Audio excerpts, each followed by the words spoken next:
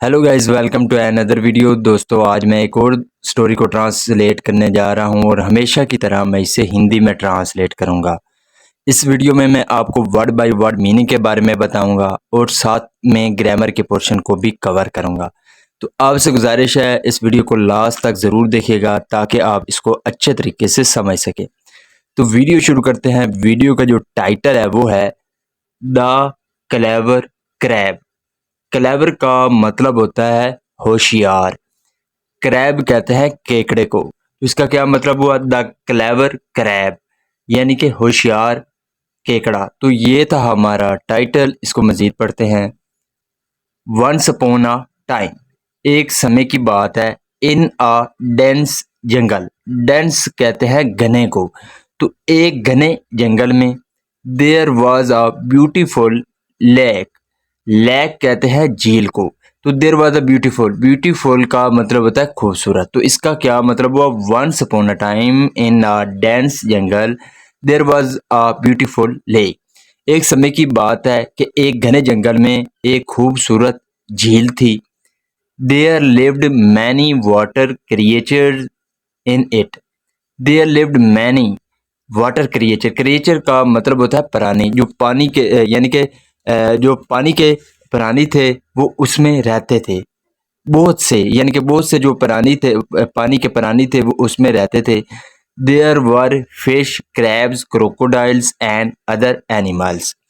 There were fish, यानी कि उसमें मछलियां थी। क्रैब्स केकड़े थे। क्रोकोडाइल्स मगरमच्छ थे। एंड अदर एनिमल, और दूसरे जो एनिमल थे वो थे। Near to the lake, near का मतलब होता है करीब। तो झील के करीब देयर लिव्ड अ श्रीव्ड हेरन। श्रीव्ड का मतलब होता है होशियार। हेरन बोलते हैं बगले को। तो उस झील के पास एक होशियार बगला भी रहता था। He liked to eat fish and crabs from the lake water. He liked, उसको पसंद था। यहाँ पे जो है हमारा पास्ट इंडेफिनिट का यूज किया गया है। वर्ब की सेकंड फॉर्म में लाइक्ड। तो उसको पसंद था टू ईट, खाना, फिश मछलियों को। तो उसको मछलियां खाना पसंद थी। एंड क्रैब्स, और केकड़ों को। फ्रॉम द लेक वाटर, यानी कि जो पानी की जो झील थी उससे उसे केकड़े और मछलियां खाना पसंद थी। बट लेकिन नाउ, अब ही हैड ग्रोन ओल्ड, अब वो बूढ़ा हो चुका था। ग्रोन ओल्ड का मतलब होता है बूढ़ा हो जाना। यहाँ पे थर्ड फॉर्म है ग्रोन। हेड के साथ जब वर्ब की थर्ड फॉर्म लगती है तो वो हमारा पास्ट परफेक्ट टेंस का वाकया कहलाता है। तो वो बूढ़ा हो चुका था। एंड हैड नो स्ट्रेंथ, और उसके पास अब ताकत नहीं थी। लेफ्ट, बची हुई, टू हंट, शिकार करने की। यानी कि अब वो बूढ़ा हो चुका था और उसके पास अब शिकार करने की ताकत नहीं थी। वन डे, एक दिन, ही thought of a plan. He thought, उसने सोचा। थिंक की सेकंड फॉर्म है थॉट। उसने सोचा ऑफ अ प्लान, यानी कि एक योजना सोची। बाई विच, जिसके द्वारा he could easily Hunt and pre on fish and crabs. जिसके द्वारा ही कुड इजिली, वो आसान तरीके से हंट, शिकार कर सके। And pre on fish and crab, और वो जो मछलियां हैं और जो केकड़े थे उनको शिकार बना सके। He went to the lake and started shedding crocodiles tear. He went, वो गया। गो की सेकंड फॉर्म में वेंट, वो गया। टू द लेक, झील पर गया। एंड स्टार्टेड, और उसने शुरू कर दिया। शेडिंग क्रोकोडाइल्स टेयर्स, उसने मगरमच्छ के आंसू बहाना शुरू कर दिए। शेडिंग का मतलब होता है बहाना। तो उसने मगरमच्छ के आंसू बहाना शुरू कर दिए। Some fish that were swimming there came up to him and asked. Some fish, कुछ मछलियां, डेट वर स्विमिंग, जो कि तैर रही थी। स्विम का मतलब होता है तैरना, लेकिन यहाँ पे पास्ट कंटिन्यूअस टेंस का यूज किया गया है। वर्ब के साथ वर्ब की फोर्थ फॉर्म है। तो कुछ मछलियां जो कि वहां तैर रही थी। केम अप, वो ऊपर आई। कम अप का मतलब होता है ऊपर आना। यहाँ पे सेकंड फॉर्म है केम अप। तो वो ऊपर आई टू हिम, उसके पास। एंड आस्क्ड, और पूछा। हेरन अंकल, यानी कि चाचा बगले। हेरन बोलते हैं बगले को। तो हेरन अंकल, व्हाट हैपेंड, क्या हुआ? Why are you crying? आप क्यों रो रहे हैं? क्राई का मतलब होता है रोना, तो यहाँ पे फोर्थ फॉर्म है, तो वाई आर यू क्राइंग, तुम क्यों रो रहे हो? What made you so upset? किस चीज ने आपको अपसेट किया है, परेशान किया है? अपसेट का मतलब होता है परेशान करना। The heron felt very happy to see so many fish but didn't show it. The heron जो बगला था, फेल्ट उसको महसूस हुआ, यहाँ पे सेकंड फॉर्म है फील की फेल्ट, तो उसको महसूस हुआ वेरी हैप्पी, यानी कि उसको बहुत ही खुशी महसूस हुई, टू सी देखकर, सो मैनी फिश बहुत सी जो मछलियां थी उनको देखकर उसे खुशी महसूस हुई, बट लेकिन डिडंट शो इट उसने इसको शो नहीं किया, दिखाया नहीं। शो का मतलब होता है दिखाना, यहाँ पे डिडंट है, इसको हम डिड नॉट भी बोल सकते हैं।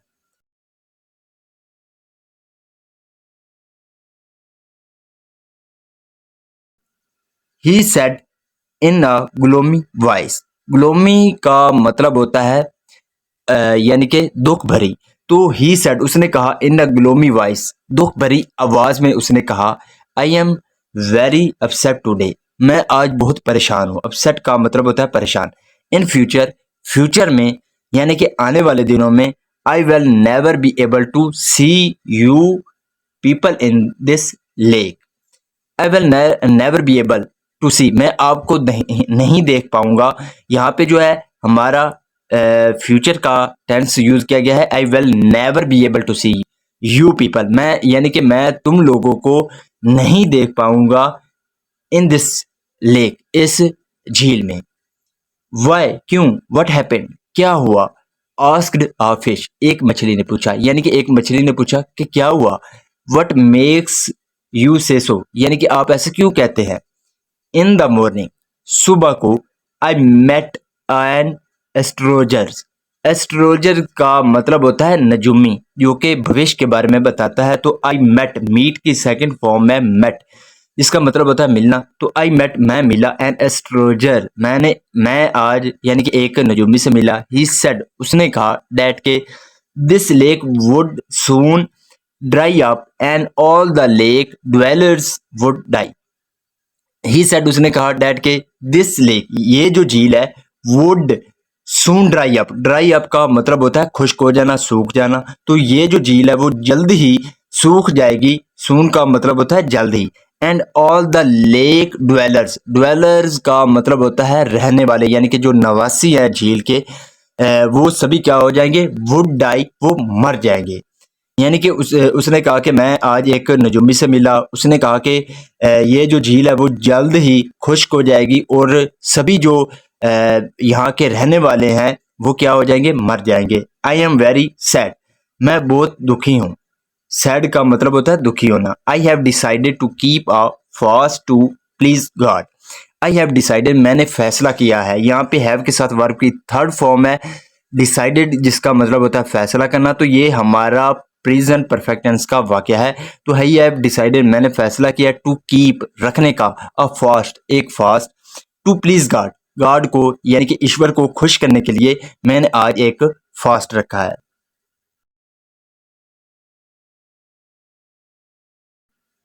All the fish got very scared. Scared का मतलब होता है डर जाना, तो जो सभी मछलियां थी वो डर गईं। They quickly dived in and went to their king. They quickly, quickly का मतलब होता है जल्दी से, तो वो जल्दी से उन्होंने क्या किया?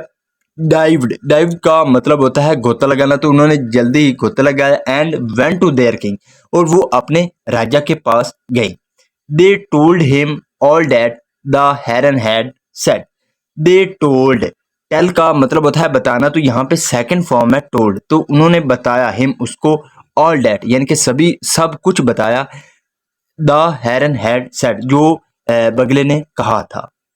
The king also got tensed, tense का मतलब होता है घबरा जाना, तो जो राजा था वो भी घबरा गया। वन फिश एडवाइज्ड हिम, एक मछली ने उसको क्या किया? एडवाइस दी, यानी कि नसीहत की। आई थिंक मुझे लगता है, या मेरा ख्याल है, डैट के we should better consult the heron. Consult का मतलब होता है मशवरा करना, तो we should better consult the heron, यानी कि बेहतर है कि हमें जो बगला है उसके साथ मशवरा करना चाहिए। शुड का यूज हम तब करते हैं जब हम किसी को कोई एडवाइस देते हैं। He is so concern for us. He is, concern का मतलब होता है चिंतित होना, तो he is so concern for अस, वो हमारे लिए बहुत ही चिंतित है यानी कि परेशान है। The king agreed and they all went to there the heron that was waiting impatiently on the bank. The king agreed, agree का मतलब होता है राजी होना, तो जो राजा था वो राजी हो गया। And all went to the heron, और वो सभी जो मछलियां थी, यानी कि ये दे जो है ये यहाँ पे मछलियों के लिए है, तो they all went to the heron, वो सभी बगले के पास गई। दैट वाज वेटिंग, जो कि इंतजार कर रहा था। यहाँ पे भी हमारा पास्ट कंटिन्यूअस टेंस का यूज किया गया है, वाज के साथ वर्ब की फोर्थ फॉर्म है। इम्पेशेंटली का मतलब होता है बेसब्री से, ये हमारा एक एडवर्ब है। तो ऑन द बैंक, किनारे पर, बैंक कहते हैं किनारे को, तो इसका क्या मतलब हो कि जो राजा था वो राजी हो गया और वो सभी जो बगला था उसके पास गई, जो कि बेसब्री से उनका किनारे पर इंतजार कर रहा था। The king said to the him, तो जो राजा था सेड टू हिम, उसने उससे कहा, my fish inform me what the astrologer told you. My fish यानी कि जो मेरी मछली है, उन्होंने क्या किया, इन्फॉर्म्ड। इन्फॉर्म यहाँ पे सेकंड फॉर्म है जिसका मतलब होता है सूचित करना, तो या बताना। तो जो मेरी मछली है उन्होंने मुझे बताया है, व्हाट द एस्ट्रोलॉजर यानी कि जो कुछ भी जो नजोमी था, टोल्ड यू तुमको बताया। कैन यू सजेस्ट सम वे, क्या आप किसी तरह तजवीज़ दे सकते हैं, बता सकते हैं। सो डैड, ताकि we can save our self, ताकि हम खुद को बचा सकें। सेव का मतलब होता है बचाना। अदरवाइज, वरना, वी विल ऑल डाई, हम सभी मारे जाएंगे या मर जाएंगे। यहाँ पे फ्यूचर इंडेफिनेट का यूज किया गया है। विल यानी कि हम सभी मारे जाएंगे। विदाउट वाटर, विदाउट का मतलब होता है के बगैर, तो पानी के बगैर हम सभी मारे जाएंगे।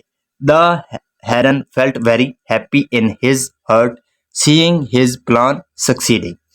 द हेरन, जो बगला था, फेल्ट वेरी हैप्पी, उसने बहुत ही खुशी महसूस की। इन हिज हर्ट यानी कि मन ही मन में उसने बहुत खुशी महसूस की। सीइंग देखकर, हिज प्लान सक्सीडिंग अपने प्लान यानी कि जो उसकी योजना थी उसको कामयाब होते हुए उसने मन ही मन में बहुत खुशी महसूस की। ही सेड, उसने कहा, यस हाँ, आई कैन हेल्प यू, मैं आपकी मदद कर सकता हूँ। जब वाक्य के आखिर में सकता है, सकती है आता है, तो तब हम वहाँ कैन का यूज करते हैं। तो आई कैन हेल्प यू, मैं आपकी मदद कर सकता हूँ। There is a huge deep blue lake at the edge of this jungle. There is a huge, एक बहुत बड़ी, डीप गहरी, ब्लू लेक यानी कि नीली जो झील है, at the edge of this jungle यानी कि इस जंगल के किनारे पर। एज का मतलब होता है किनारा, तो इस जंगल के किनारे पर एक बड़ी, गहरी और नीली लेक है। I can take all of you there one by one. I can take, मैं ले जा सकता हूँ, ऑल ऑफ यू, तुम सभी को, देयर वहाँ पे, वन बाई वन, एक एक करके, यानी कि मैं आपको एक एक करके वहाँ ले जा सकता हूँ। बट फॉर डैट, लेकिन उसके लिए, you need to trust me, तुमको मुझ पे विश्वास करने की जरूरत है। ट्रस्ट का मतलब होता है विश्वास करना, नीड कहते हैं जरूरत, तो तुम्हें सबको उसके लिए मुझ पर विश्वास करने की जरूरत है। It will also take a lot of time.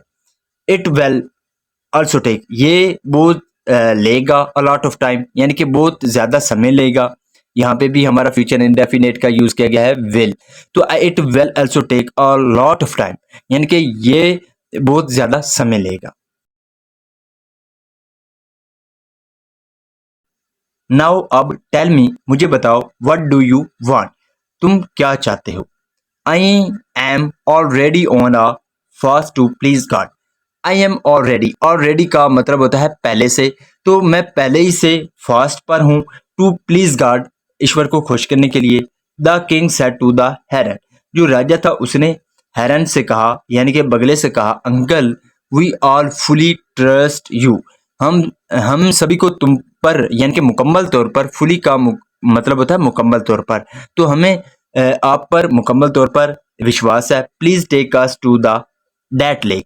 तो प्लीज टेक अस, कृपया करके हमको ले जाइए, टू दैट लेक, उस झील पर। We will be very obliged to you. Obliged का मतलब होता है एहसान मंद होना। तो we will be very obliged to you, हम आपके बहुत एहसान मंद होंगे। You are so concern for us, आप हमारे लिए बहुत ज्यादा चिंतित हैं। You have kept a fast for the sake of us. You have kept, आपने रखा है। यहाँ पे भी हमारा प्रेजेंट परफेक्ट टेंस का यूज किया गया है, हैव के साथ वर्ब की थर्ड फॉर्म है केप्ट। तो आपने रखा है अ फास्ट, एक fast, for the sake of us. Sake of का मतलब होता है के वास्ते या की खातिर।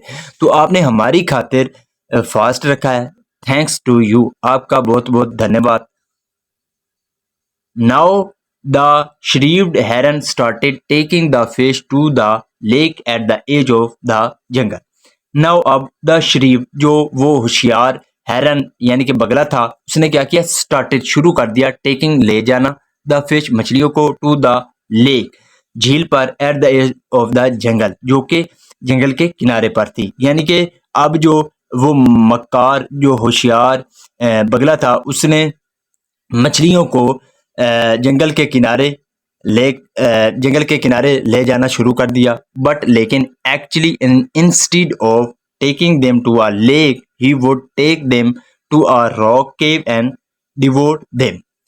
बट एक्चुअली, लेकिन हकीकतन, इंस्टीड ऑफ, इंस्टीड का मतलब होता है बजाय, यानी कि बजाय। तो इंस्टीड ऑफ टेकिंग देम, उनको ले जाने की बजाय, टेकिंग का मतलब होता है ले जाना, तो उनको ले जाने की बजाय, टू अ लेक, एक झील पर, यानी कि उनको एक झील पर ले जाने की बजाय, ही वुड टेक देम, वो उनको ले जाता था, टू अ रॉक केव, एक जो रॉक कहते हैं चट्टान, तो जो चट्टानी गुफा, केव गुफा को कहते हैं, तो एक चट्टानी गुफा में ले जाता था। एंड डिवोर देम, डिवोर का मतलब होता है किसी चीज को जल्दी जल्दी खा जाना, तो उनको जल्दी जल्दी वो खा जाता था।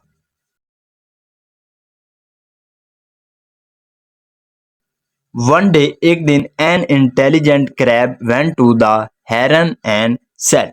एक दिन एक बुद्धिमानी जो क्रैब था, यानी कि क्रैब कहते हैं केकड़े को, तो एक जो यानी कि ज़हीन केकड़ा था, वेंट टू द हेरन, तो वो बगले के पास गया। यहाँ पे भी गो की सेकंड फॉर्म है वेंट। एंड सेड, और कहा, uncle please take me also to the other lake. Please कृपया करके, take me also to the other lake, मुझे भी दूसरी झील पर ले जाओ। I don't want to die, मैं नहीं मरना चाहता।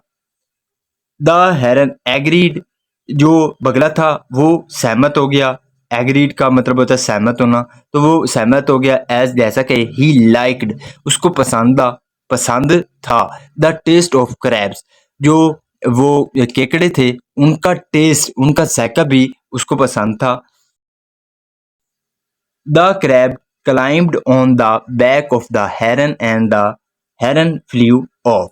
जो केकड़ा था, climbed on, climb on का मतलब होता है चढ़ना, तो climbed on सेकंड फॉर्म है, तो जो केकड़ा था वो चढ़ गया। on the back of the heron, जो बगला था उसकी पीठ पर चढ़ गया।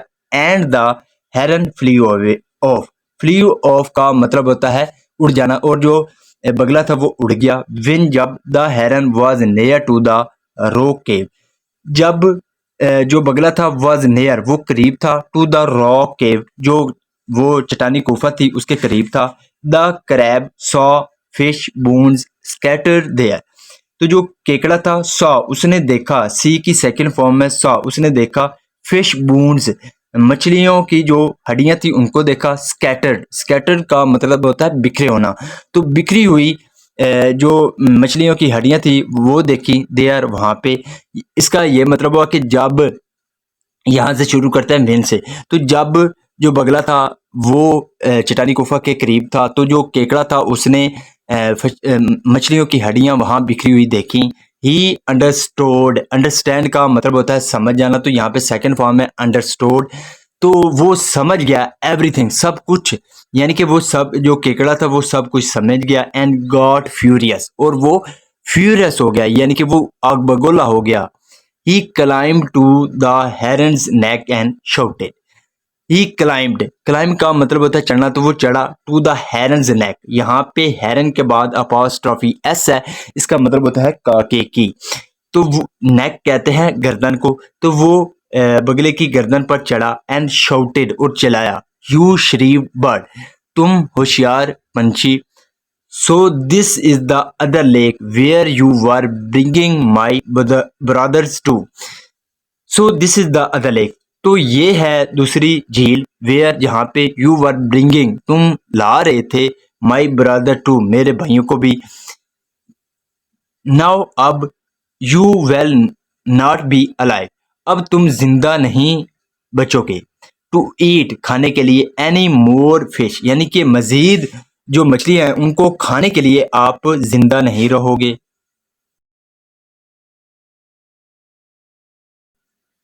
सेइंग सो, ऐसा कहकर, the crab grabbed the herons neck in his clause and broke it, the crab यानी कि जो केकड़ा था, ग्रैब्ड उसने पकड़ लिया, द हेरन्स नेक जो बगले की गर्दन थी उसको पकड़ लिया, इन हिज क्लॉज अपने पंजों में, क्लॉज बोलते हैं पंजों को, तो अपने पंजों में उनको पकड़ लिया, एंड ब्रोक इट और उसको तोड़ दिया, the heron died then and there and fell to the ground, the heron जो वो बगला था, डाइड वो मर गया, देन देयर एंड देयर यानी कि वो तभी ही वहाँ जो बगला था वो मर गया, and fell to the ground और जमीन पर गिर गया, the crab somehow dragged the head of the heron to the lake and told everyone about his ill scheme, the crab जो केकड़ा था, समहाउ का मतलब होता है किसी तरह, तो किसी तरह जो केकड़ा था, ड्रैग का मतलब होता है घसीटना, तो उसने घसीटा the head of the heron जो बगले का सर था उसको किसी तरह उसने घसीटा टू द लेक झील की ओर, एंड टोल्ड एवरीवन और हर किसी को बताया, अबाउट हिज इल स्कीम उसकी जो यानी कि बुरी नीयत थी उसके बारे में सभी को बताया, the king of the fish thanked the crab for saving the life of the rest of the fish.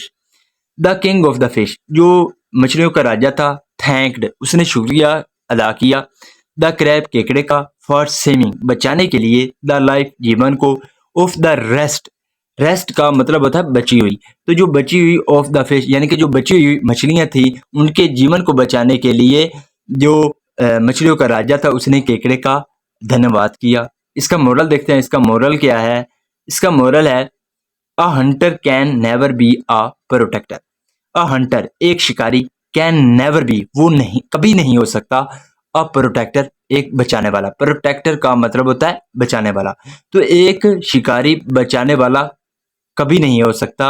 We should be aware of shrewd mind, we should be aware हमें आगाह होना चाहिए, अवेयर का मतलब होता है आगाह होना, तो हमें आगाह होना चाहिए ऑफ श्रीव माइंड यानी कि जो ये होशियारी ख्याल वाले लोग होते हैं यानी कि धोखेबाज होते हैं, उनसे हमें क्या रहना चाहिए, सुधार रहना चाहिए। सो this is the video guys, अगर आपको पसंद आई हो इस वीडियो को लाइक कर दें, चैनल को सब्सक्राइब कर दें ताकि इसी तरह की आने वाली वीडियो आप तक पहुंचती रहे। Have a nice day, good bye.